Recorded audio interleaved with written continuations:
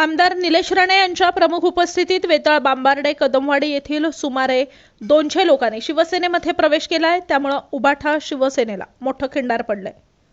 आता त्यांचा बालेकिल्ला देखील ढासळलाय। यावेळी जिल्हा प्रमुख दत्ता सामंत, महिला जिल्हा प्रमुख दीपलक्ष्मी पडते, उपजिल्हा प्रमुख अरविंद करलकर, माजी जिल्हा परिषद अध्यक्ष संजय पडते, जिल्हा सरचिटणीस दादा साईल, कुडा तालुका प्रमुख विनायक राणे, रचना नेरुरकर, रेवती राणे, माजी सभापती नूतन आईर, श्रुती वर्धम आदी उपस्थित होते।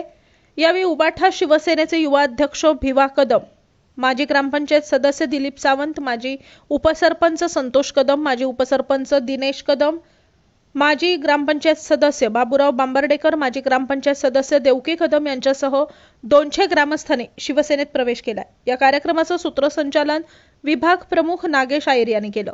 हा तापव जो या तापवाचा जो उल्लेख केला गेला तो तापव राणीसाहेबांच्या काळात बांधला गेला। तो 2023 ला कोसळला आणि मला वाटतं जे आपले असायचे त्यांनी बोलता बोलता सांगितलं की लोकसभेला आपण 27 मतांनी इथे मागत होतो आणि विधानसभेला 111 मतांनी मागत होतो। 10 वर्ष आपण हे सगळं बघत आलो। 2023 मध्ये हा सगळा विषय घडला। तरी पण प्रामाणिकपणाने तुम्ही जिथे होता तिथे तुम्ही मतदान केलं म्हणून तुमचं विशेष कौतुक करतो आणि वाईट या गोष्टीचं वाटतं की आपण ज्याच्यावर विश्वास ठेवला ते काम करू शकले नाही। हा विषय मी जेव्हा दादासाहेब यांना विचारला आणि सैनिकी पत्रांना विचारलं काय त्याचं कॉस्ट किती निघेल, त्याचा खर्च किती निघेल, तर खर्च 60 लाखाचा आहे। मी मंदिरात शब्द देतो 100% हे काम पूर्ण करणार,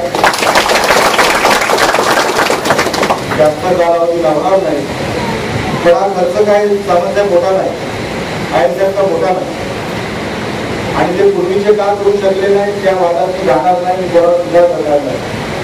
कारण का आपण सगळ्यांनी 2024 मध्ये मला निवडून दिलं आणि माझा प्रामाणिक प्रयत्न आहे की कुठल्याही टीकाटिप्पणीमध्ये न जाता आपल्या मतदारसंघामध्ये ज्या अपेक्षा आहेत लोकांच्या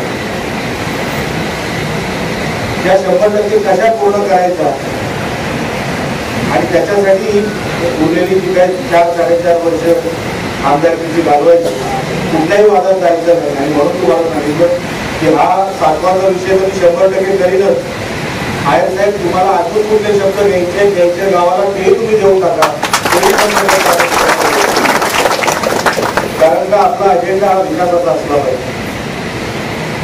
वेताळ बांबार्डे जसं गाव मोठं आहे, राजकारण आपण आपल्या मनोगतातून सांगितलंय, हे गाव मायनस होतोय आणि ते प्लस होईल म्हणून मी आयर साहेब आलेलो नाही। हेही माझ्या मतदारसंघात एक गाव आहे, ही माझी वाडी आहे। या उद्देशाने मी आणि सामंत साहेब आलो की कोणी विकासामधून वंचित राहता कामा नये, एकही वाडी वंचित राहता कामा नये, म्हणून आम्ही इथे प्रवेशाच्या कार्यक्रमाला आलो। मला या गोष्टीची जाणीव आहे, सामंत साहेबांनाही आहे की 10 वर्ष आणि 10 वर्षामध्ये कुठलेला विकास हा एका वर्षात काय दुरुस्त होत नाही।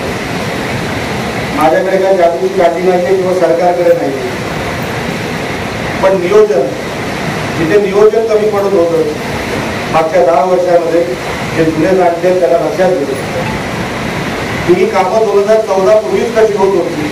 आयर साहेब आपलाही त्याच्यामध्ये नॉलेज चांगलं आहे की हा जो सभागृहामध्ये किंवा सभागृहाच्या बाहेर आपण जे मंत्रालयामध्ये मांडत असतो, वेगवेगळ्या मंत्र्यांना आपण जे भेटत असतो, ते कशासाठी भेटत असतो, आपल्याला वैयक्तिक काय मागायचं नाही।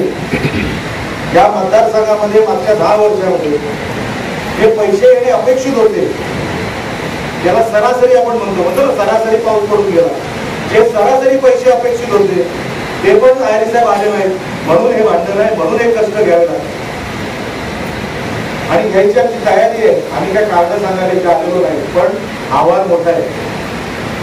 मी जेव्हा तुम्हाला सांगतो हे 100% करून देणार, त्याची तयारी, त्याचं नियोजन माझ्या लोकांनी सुरू केलं आणि ते अंतिम टप्प्यावर किंवा अंतिम त्याच्या त्या नियोजनाचं किंवा त्याच्या त्या करण्यासाठी इम्प्लिमेंटेशनसाठी आम्ही सगळे कामाला लागलो. आम्हाला दुसरं कामच नाही. उडाळ मालवण एवढं फक्त टार्गेट आहे.